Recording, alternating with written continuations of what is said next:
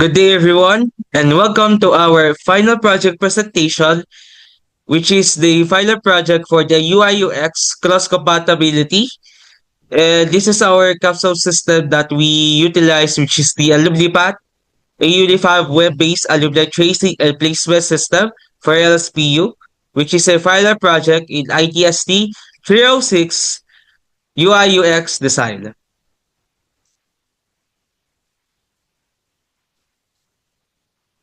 So, next is for the members of the group. Is we have Ligjan P. Albanyo, yours truly, Miss Alan Di Cristal, followed by Eugene Paul S. Marquez. So now, let's go to quick introduction of this presentation. So, AlumniPath serves as a centralized digital environment designed to unify fragmented alumni records and optimize job placement services for the university. Meaning that the purpose of this system is to centralize or unify the fragmented or separated processes that usually utilize in general-based softwares or in manual processes. For the second point, the system facilitates seamless collaboration between the university, alumni, and partner industries to significantly improve graduate employability outcomes. Meaning this system or this platform will be designed to have a seamless collaboration or cooperation between the following target users of this system, which are the university itself, alumni, and the employers. And thirdly and last point for this introduction part is by incorporating data analytics and visualization, the platform supports data-driven institutional planning and bridges the gap between academic and programs and industry demands.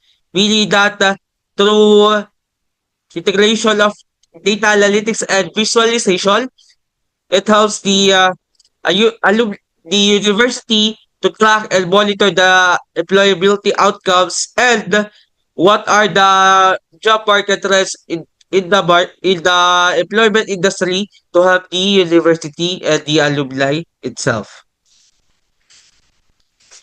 So next is we have the problem and users. So this in this part we will discuss the different the main problem of why we decide it and why try to resolve in this capsule project and the target users. So So the main problem is the alumni office or the alumni affairs and job placement office currently relies on fragmented traditional tools like spreadsheets and manual paper files, which leads to significant data inconsistencies and scalability challenges. Meaning that the office is currently relying or dependent on the fragmented tools and can result in significant disadvantage in processing, meaning that they have separated processes for the alumni monitoring, alumni records. At the same time, there is separated process also in job placement, and also that they do it differently, meaning they are not sync to each other.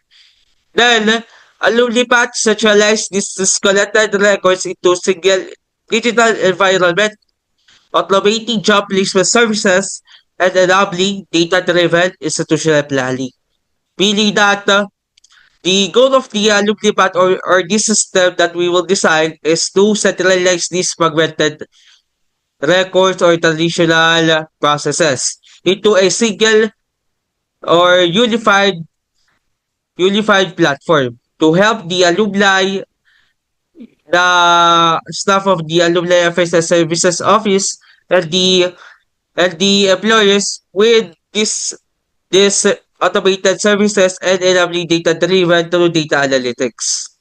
Then, the system serves at three primary groups or three target users or three paid groups of this platform. So firstly is we have the alumni who seeking career growth, followed by an employer who looking for verified talent or posting in jobs, and lastly is the administrator who manages the accreditation data and the monitoring and the job placement services.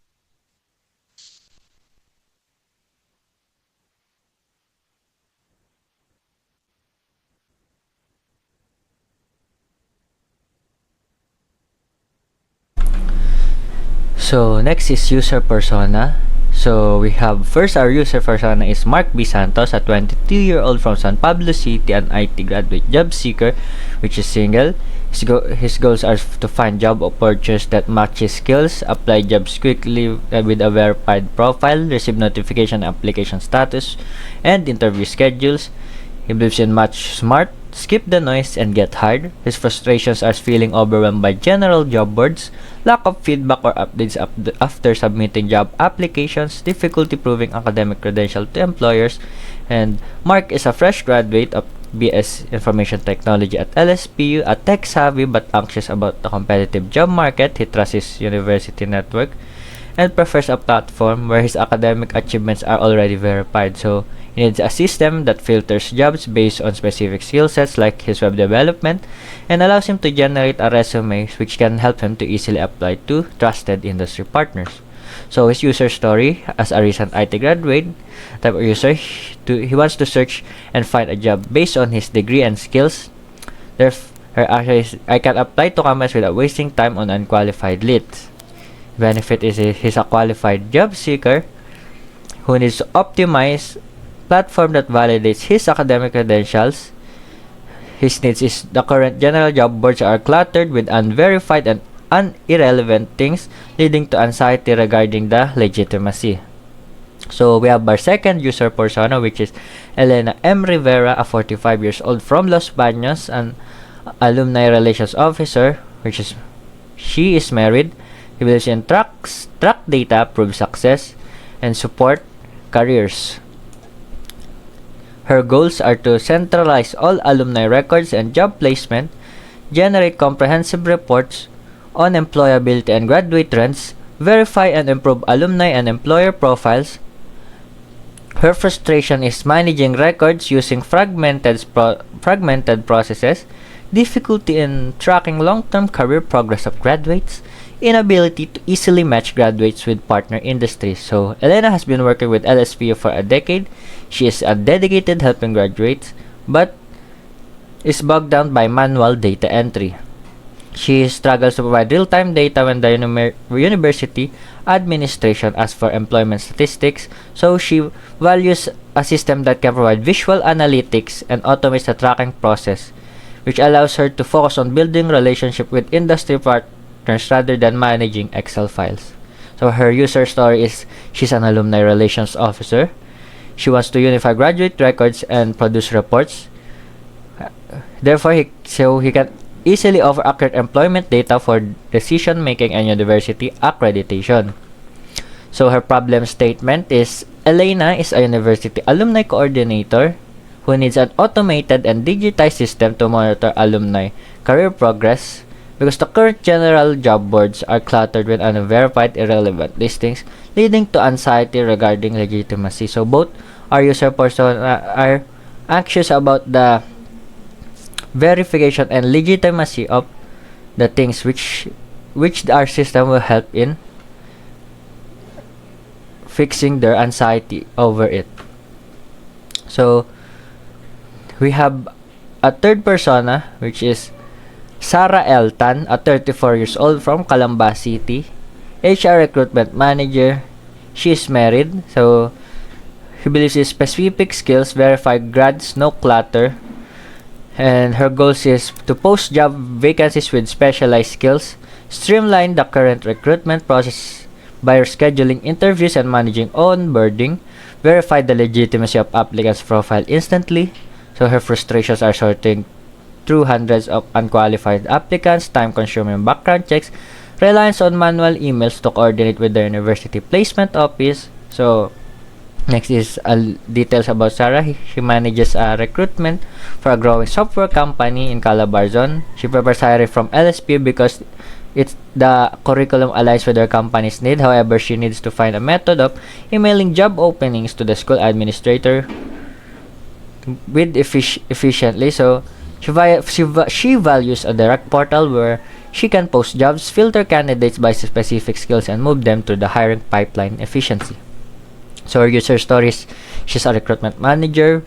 She wants to view verified academic profiles of alumni, so she can hire qualified candidates immediately without waiting for manual profile checks.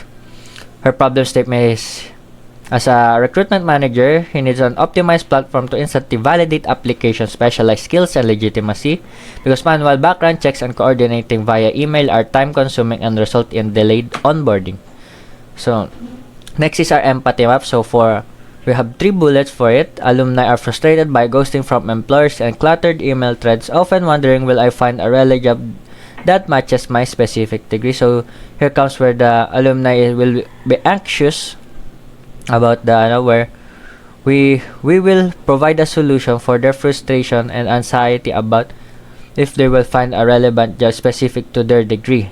So next is administrators hear constant requests from statistics from head officers and feel terrified of losing data in messy spreadsheets, leading to the thought we need a better way. So here comes where we improve the alumni office's manual making up the data and statistics and make it into a better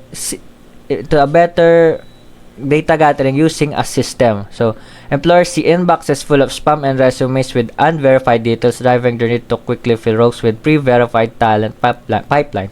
So here comes where the will be made system where the verification process is much easier, and it will be easier to find the specific talents or degrees or qualifications for the employers to fill the certain job. So we have the empathy map of our first user persona. He thinks and feels will he find a relevant job, and overwhelmed by irrelevant listings, wants to land a stable job quickly. Here, parental pressure regarding jobs, peer complaints about ghosting, advisor tips on school listings, and say and do, constantly refreshes email, manually formats resumes. I just want a straightforward process. See classmates posting hard online jobs requiring 3 to 5 years, cluttered email threads. For our second user persona, her think and feel is need to finish accreditation report, terrified of data loss in Excel and wants to be strategic. Here, head officer asking for statistics, alumni calling for updates, employers requests, say and do spends hours manual encoding, manually emails companies. We need a better way. And for the C, stack of paper forms, messy spreadsheets with errors, modern systems elsewhere. And third, think and feel of the third user persona, he needs to fill the role ASAP. Is the applicant verified graduate or pre-verified talent pipeline? Boss asking why hiring takes long, peers discussing skills gap, colleagues complaining about lies, say and do, quickly discards messy resumes, calls for school verification, prefer hiring from LSPU. And for the C, inbox full of spam, high competition for talents with unverified details. The next is we have the information architecture of the system. This shows how the platform is clearly structured to also ensure secure and efficient user interaction. Also, the sitemap reveals that the system is divided into 3 distinct portals for different user roles, which is the roles are accessed through a central landing page and login module to maintain security. Also, one of the core features are organized logically according to the user's need, with the alumni accessing job feeds and profile management, while the employers and administrator uses the dashboard, job posting, and analytic tools. With this, the architectural design of our system allows the users to move smoothly from general actions like signing up, logging in, and to some more specific functions like the scheduling of the interview and report generation. So overall, the information architecture improves the usability, the accessibility, and also the efficiency by guiding the users to the correct features based on their roles given to them. The next is we have the user journey map.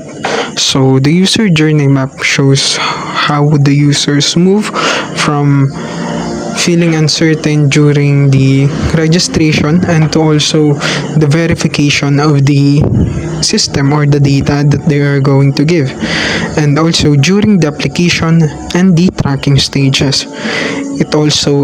It addresses key pain points such as the uncertainty and repetitive data entry by using automated status updates and profile reuse. Also, the map also highlights opportunities for engagement through automated notifications that keep the users informed about the application status changes. And also, this journey map, for example, is that it shows the outlines the user's experience across different 5 stages. First is the registration, next is verification, next is job search, application, and then tracking. This means that it shows what the user is thinking, doing, and feeling at each stage of the process, starting from curiosity, anxiety, and during the registration and verification. Also, to feel the relief and excitement during the application and tracking.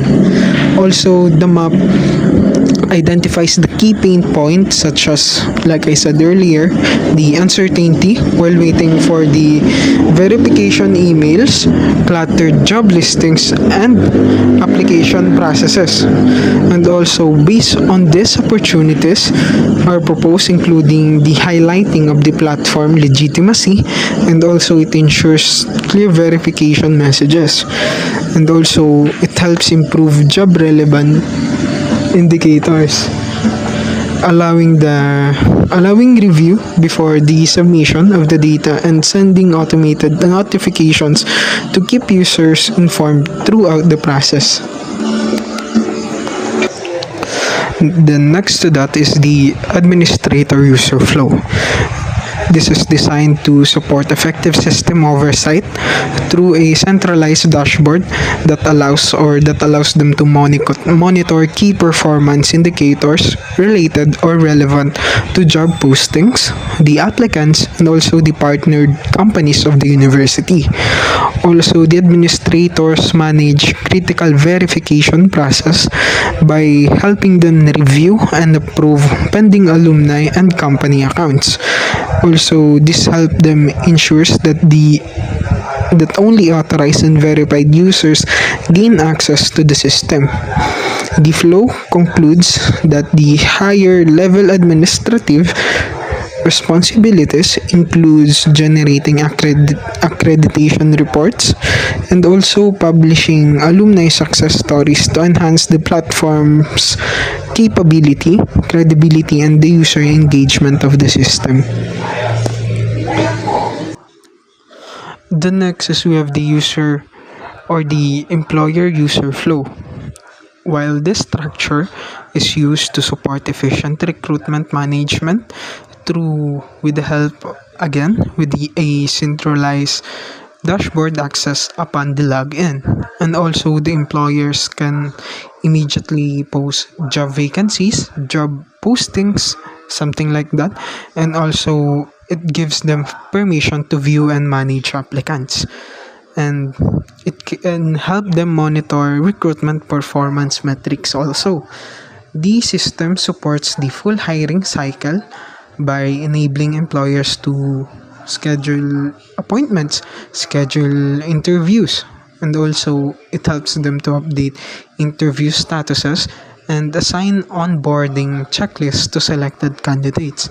And also additionally, it has integrated messaging tools facilitate clear and organized communications with the applicants so that they can tell them if they are hired, they are on scheduled on the interview, and many things which help them ensure a streamlined and professional hiring processes. So now, let's move on to the wireframes of this study.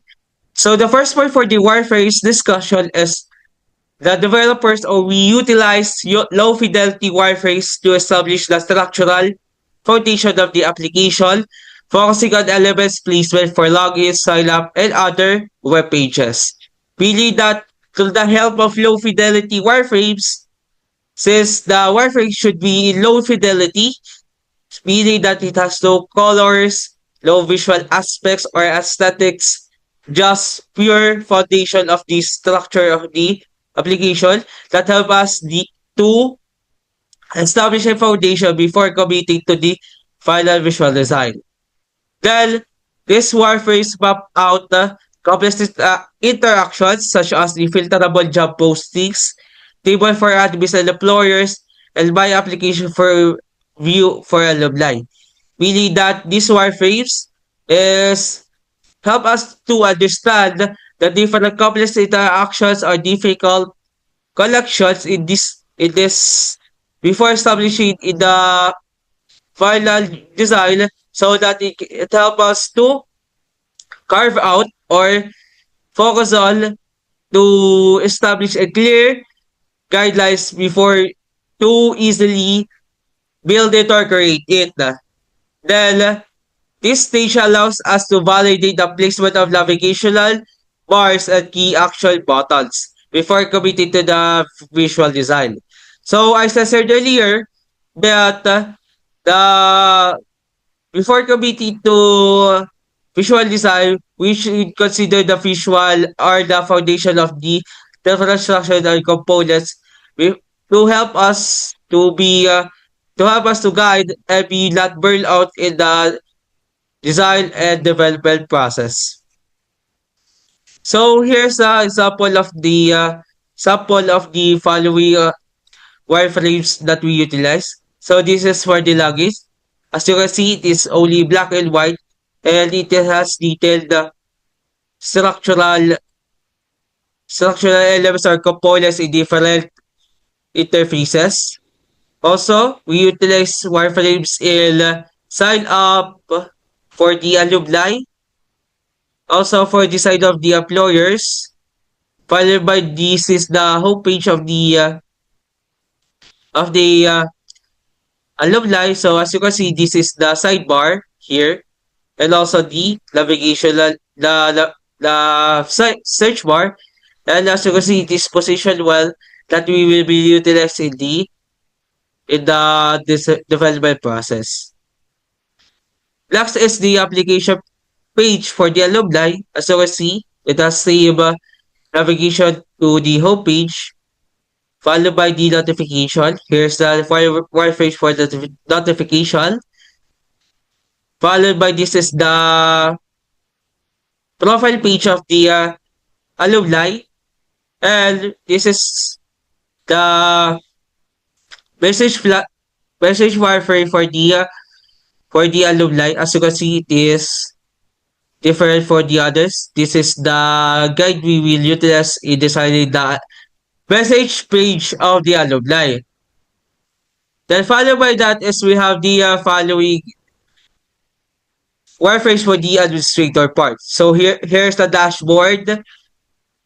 This is the job management page, followed by the applicants page, then the company's interface. So the company's page has two, but I included one since they have same interfaces or the same wireframe.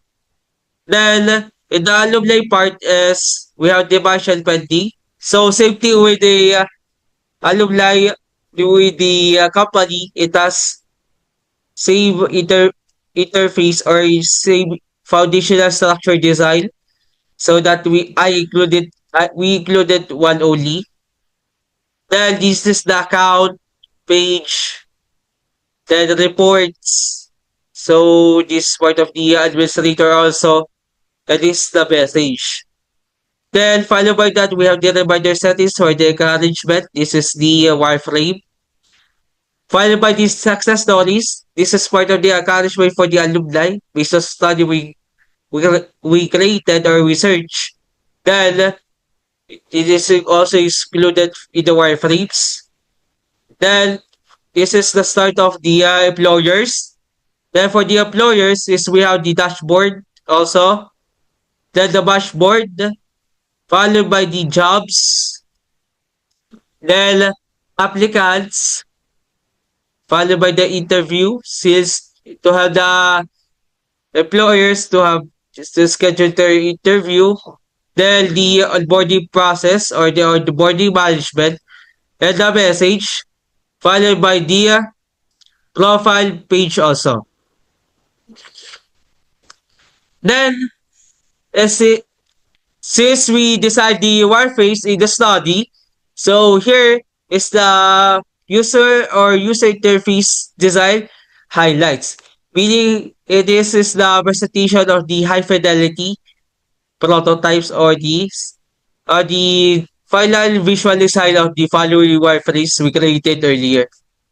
So first point is the high fidelity screens incorporates the university branding colors and clear typography to create a professional, trustworthy environment for all users. Meaning that it is UI design is we will highlight the our client which is the LSPU. So here is we will highlight the school so to have a professional, trustworthy environment for all users.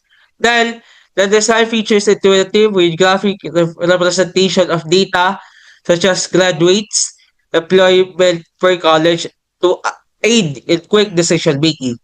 Meaning that you will see the full design of the following while we UI design that based on the wireframes. And also is we have key interfaces, including job dashboard, applicant management screens are designed for clarity and ease of use. So now, we will encounter the first UI design, which is the login. As you can see, it has colors now. So we utilize this as turquoise here. Then we use a gradient pattern so that it has a good, not a neutral color, but a balance between parts of the colors of the banner. Then we utilize here the logo of LSPU since the logo of LSPU is we utilize it based on the letter we created since we pass a letter to approve that we can utilize only the LSPU, the logo in our project. So here, we utilize a gold yellow here, or golden yellow. Then as you can see, it is the logo of LSPU EIS, the real color of LSPU EIS, and the elements are color or pattern based on the UI design that should be in LSPU EIS. Then followed by that is the UI design for our high fidelity for the sign up for the alumni, sign up for the employer. Then this is the home page. So as you can see, it is different for the wireframe since the wireframe is only for foundation. But here UI design or high fidelity, we include the real colors and visual aesthetics in this presentation. So as you can see, the cards is aligned with the LSPU EIS itself.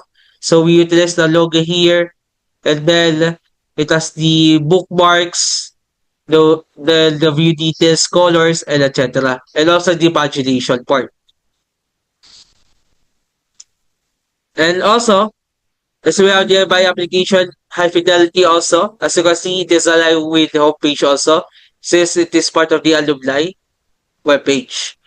Then followed by that, this is the notifications. So as you can see, it is aligned also. Then the profile. So as you can see, we will we'll drill down this discussion in the prototype presentation that I will show you later. So this is the message UI design. Then followed by the dashboard. As you can see, it has the following colors here for the specific navigation icons such as for the jobs, applicants, companies, etc. Then, as you can see, the dashboard is different also in here. So, followed by that, we have the job postings also in format of high fidelity.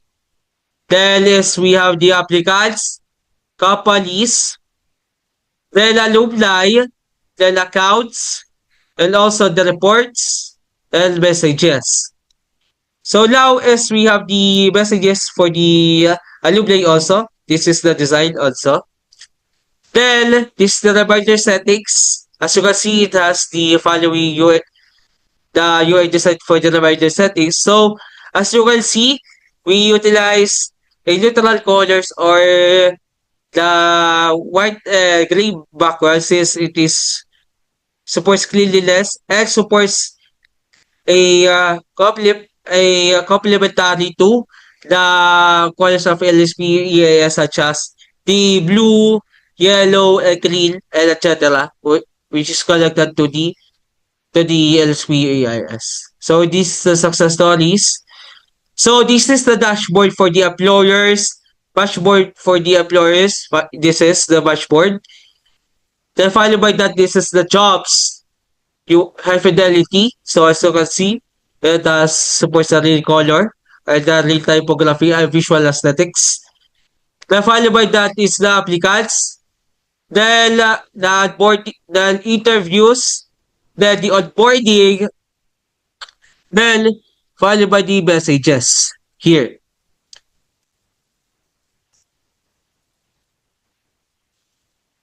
So now, let's go to the prototype demonstration.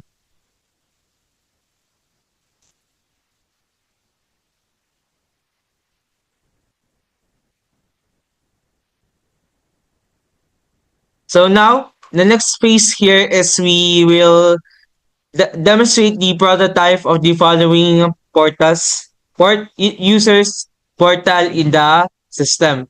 So the first prototype we will show you is the alumni side. So here, as expected, it starts with the login interface or login page. And as you can see, it is aligned with the wireframe structure and high fidelity colors and aesthetics. And also, let's start with the forget the password. So by the way, it has an overstate in here when you click the button and also the register now link. But firstly is we will discuss the forget the password. So as we click here, we'll navigate to the forget the password interface. Then once the user is fill up the registered email, just click the forget the password and it will be redirected to the reset password as expected. So it contains the new password and your confirm password. And once it fill ups, then the reset password, just click the reset password here and it has hover state also and it will be utilized in the development phase of the system. Then once you fill up the following inputs here, just reset password and you will go back to the login and you can log in the newly password you type in the system. Next is the register now or registration process of the alumni. So as you can see, it has a register now link here. Just click it here and as you can see, it has two roles. But in this prototype, we will choose the alumni side here and then just click continue to register. But it has a sign in here as expected since if a user has already an account, just click the sign in here and we will go back to the login interface. But here, we continue to register. So as you can see, in the continue to register, that once it is registered now, and also, it has the following information such as the account and personal information. Once you fill up, just click the register now, and we will go back to the login process in the login interface. And next is we have the following interface here, as expected. So here is we will demonstrate to you the login process. Now, once we log in here, as you can see that once we type the email here and the password based on the sign up process, so just click the sign in here and we will be directed to the my application page. So now, as you can see, that in the system is we have the following interfaces. So we have the home, password here in the system, my applications, and notifications. So we will go to the I'll full the screen so you will see it now. So uh, then as you can see that you will see the interfaces here. So we have the home, my application, notification, and profile. So here in the system is it is the expected interfaces what we will encounter in the alumni side. So first is the home page. So as you can see, it has the available jobs as expected in the structural design of the homepage of the alumni. So it is has the following job cards. Then also it has the filter buttons and search. So also the pagination. Then as you can see, it match the high fidelity interfaces that I showed you earlier. So as we go through, it is my application. So my application has two interfaces, which is the job supply and save jobs. So firstly is we will discuss the job supply. So in job supply, it is the storage or the pool of applied jobs of the alumni in the system. It is connected. It has the following status here, such as pending, hired, interview, and rejected. So as you can see, it has following buttons here that it can be hovered also. As you can see, it has a view, remove, and then. So as we click the view, you can see the apply button. Then in the apply button, as you can see, just click the apply and the application process is also in here. So by the way, as expected in here, so just click here. So it has the function to close immediately once I tap out in the interface. So just wait for a moment. Then as we go to the save jobs here, as you can see, it has the following web developer. It has the following job cards via save jobs.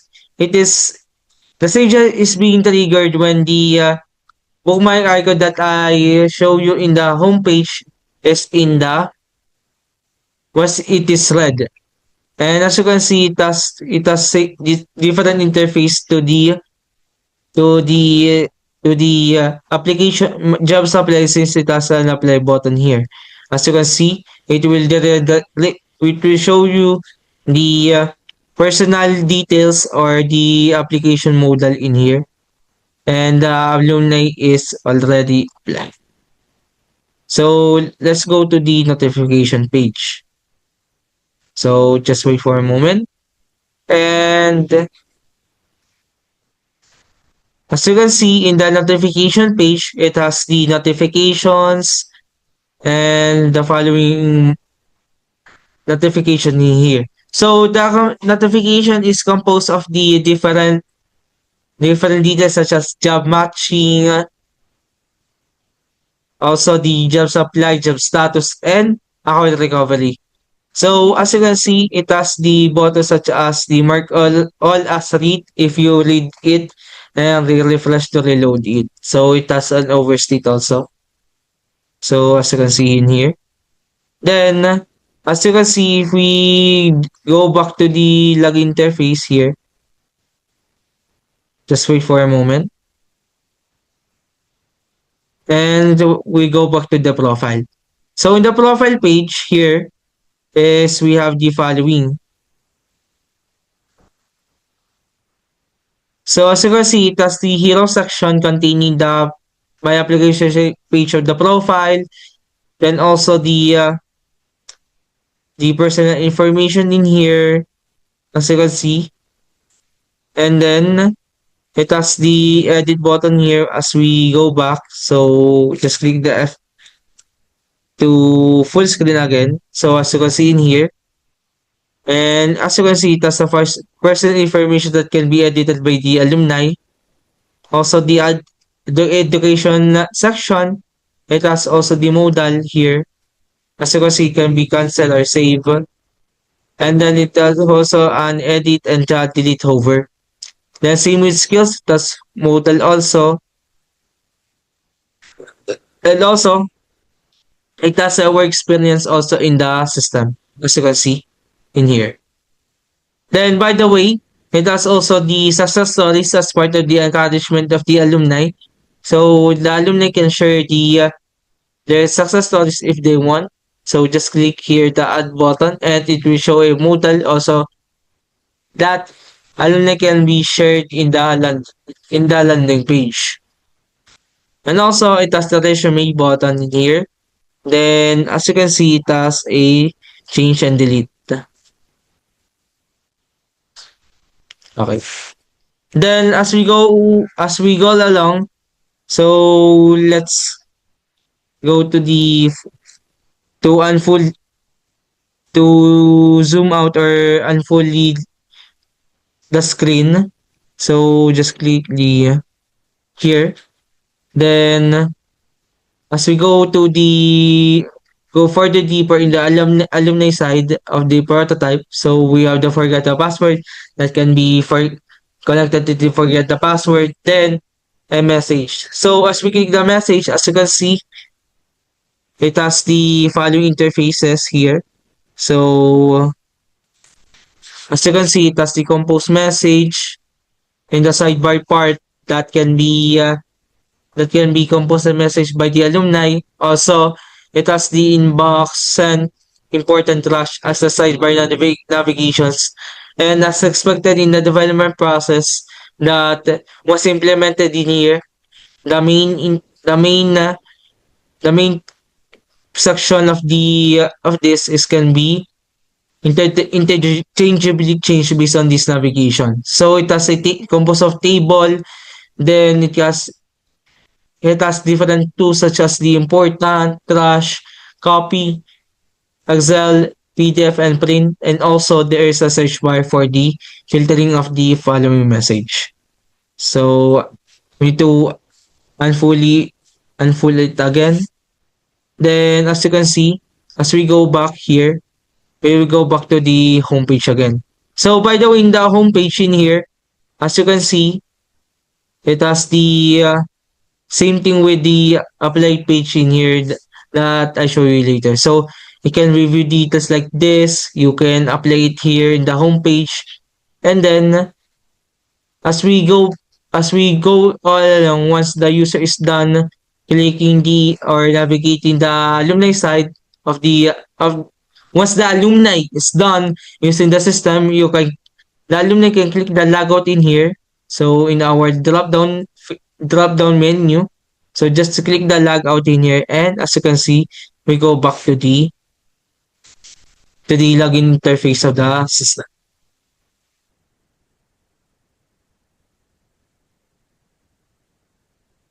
So now is the part of the prototype is the alumni side. This is the second prototype that I will show you. So now in this prototype is you will encounter the alumni side, rather administrator side of this LSP EIS prototype of the system. So firstly is the login page. So here in the login page, as you can see, that it is the first page first interface that the administrator that will encounter the system. So expected is we have the forget the password similar to the alumni side, and also we have the register now in the system in this link and the sign in button. But here the registration now link is not be utilized in the administrator side. Only few people can be administrator, so that only administrator can add the following people that will be the administrator of the system. So now let's navigate firstly forget the password. As you can see, it is can be go to forgot the password interface. Just click here. Then we will proceed to the reset password. And then as we go along and reset the password, you will go back to the login interface. Then now the second is we will log into the administrator side of the system. So click the sign in here. So as you can see, as we go along, we have the following navigation in the sidebar, such as the dashboard, jobs, applicants, companies, alumni, account, reports, and messages. As you can see, the first part, in the header part, we have the LSP EIS here, and then the header. So we will escape the full mode of this prototype to see the full header. So here is the header. So as you can see, it has the profile drop down here. As we click the profile of the administrator. For example, like Juan.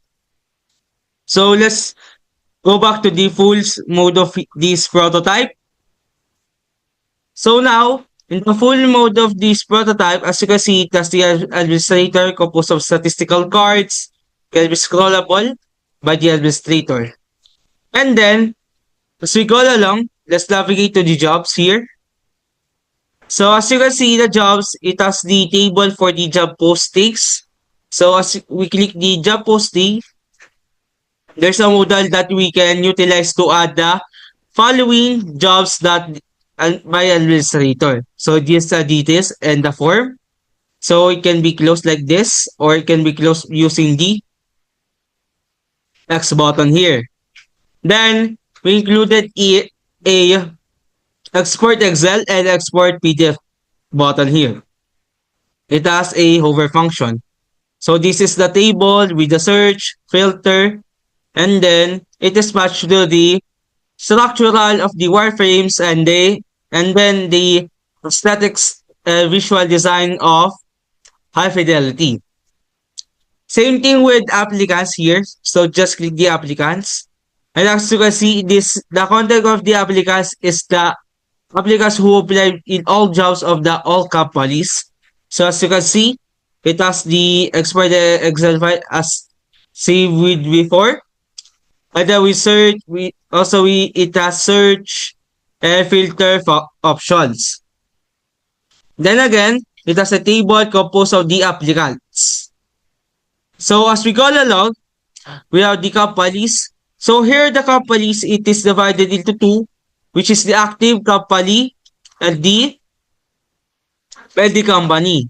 So in the active company, you can add the company by clicking the add. So it has the modal here. And then we have the export PDF and Excel file. So it has also a search and filter, same with others. And the content for here is the status is the active companies. In the building part, this is the example of the building. So the status is pending in here. And there's no add button here. So it is utilized for verification purposes. Then again, in the alumni side or alumni navigation here, it has the active and the building, stay with company. So in the active, you can see it can be added by a company here. And then, and also, it has the company name, the alumni name, program, year, email status as indicated in the table, and the search in here and the filter. And also here it has the pagination. Same thing with pending, but the difference is the status is pending is utilized this for verification of the alumni. Let's moving on to the accounts. So here in the accounts, it all has all users. So in the accounts, it has the profile, name, email, role of status, and action. So and in action, it can be also has these following options.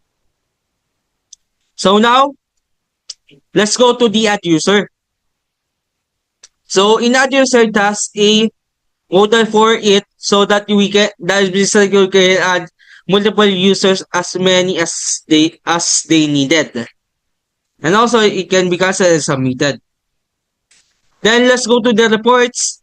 Here in the reports it is being utilized to generate reports based on the data analytics based on our objectives. So as you can see, it has the following models that they can be exported to Excel file, but here in our prototype it can be hovered. So it has the statistical cards and the cards that utilize in the system. So in the message interface, it was collected with the different messages platform of the alumni and the employer side, so that once the alumni or employer side have message, this can be popped up in here. So let's skip first the full scale of this.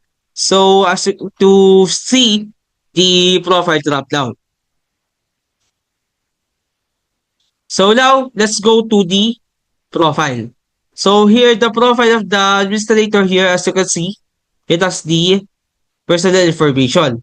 So here the personal information, let's go to the full scale again. It has the following edit modal or edit for modal. And then again, let's escape it again to navigate it. So here.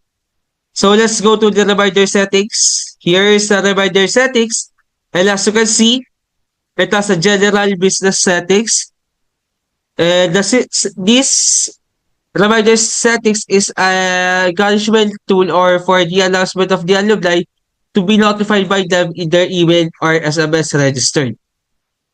And lastly, for the alumni is we have the success stories. So here the success stories is we have the following success stories that we added by the alumni so that it can be published in the landing page. So once we done navigating it, so just click the logout in here. And you will go back to the login interface.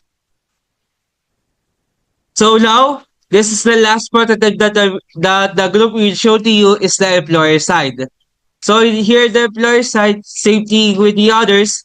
It's started with the login following with the links such as forget the password and register now, and a button for the sign in. So as you can see, that's the forget password, same thing with the others. So if you want to forget the password as an employer, just click the forget the password link. It will proceed you to the forget the password interface. Followed by that, you'll be proceeded to reset password. Then once it will reset the password, it will go back to the login interface to enter your newly typed or newly entered password. So now, the registration process for the alumni, just click the register now here. So I expect that we are in employer side, so just click the employer, then continue to register. That's as you can see, it will be redirected to employer or company registration. It has composed of the account and company information. Then again, we can register now in here. As you can see in here, once the following inputs are fully filled up, we can register now.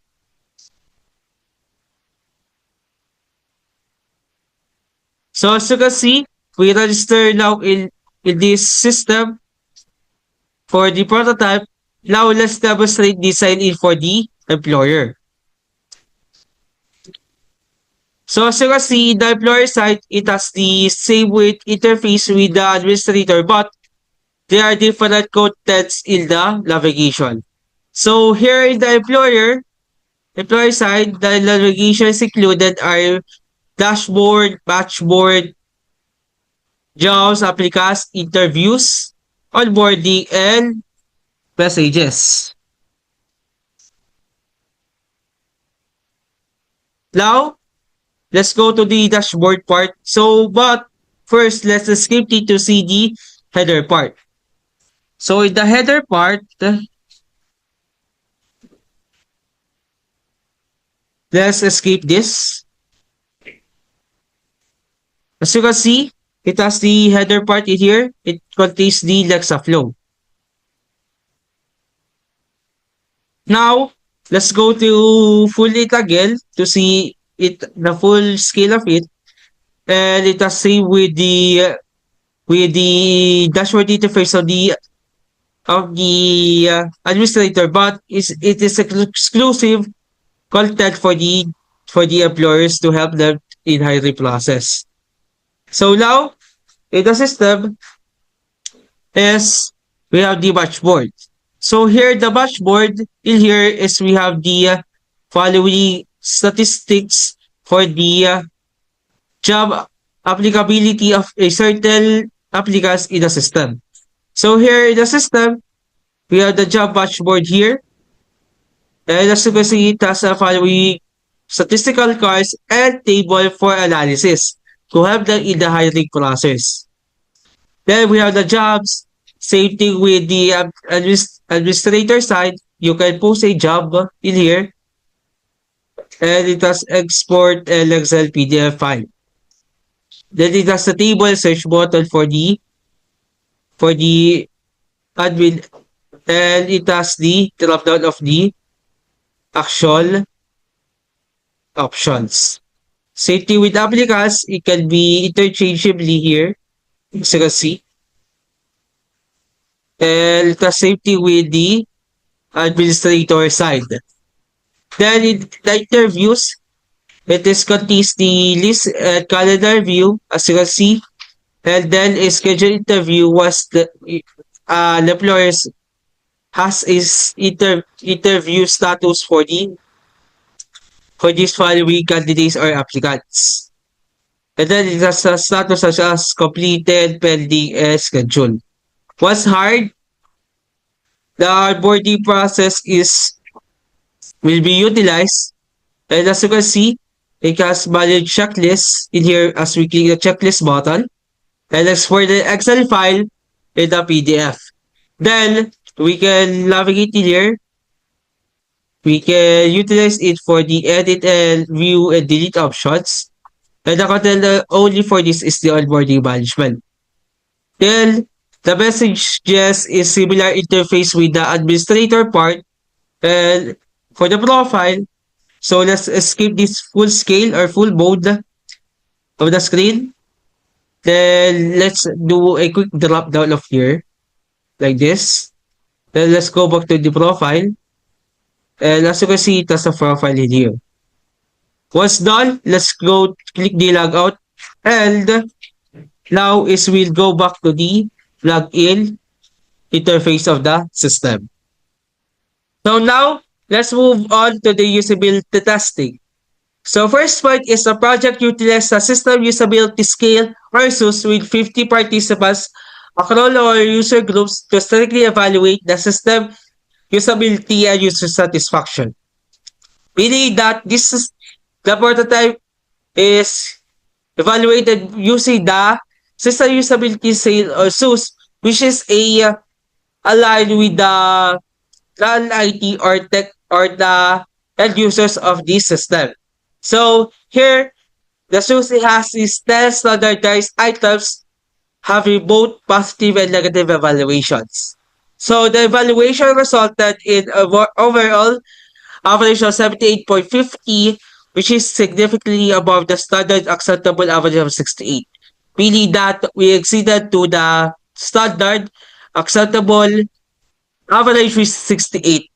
And then, also in this usability testing, it highlights the different strongest and the weakness of the system. So let's go first with the strengths of the system. So based on the positive evaluation that resulted in the usability testing, that the system has a well-integrated function. However, the system weakness is the system should have a guidance or tutorials or different guidelines so that it helps users to utilize the system. So this score corresponds to a good adjective rating, confirming the users found integrated functions effective and system easy to use.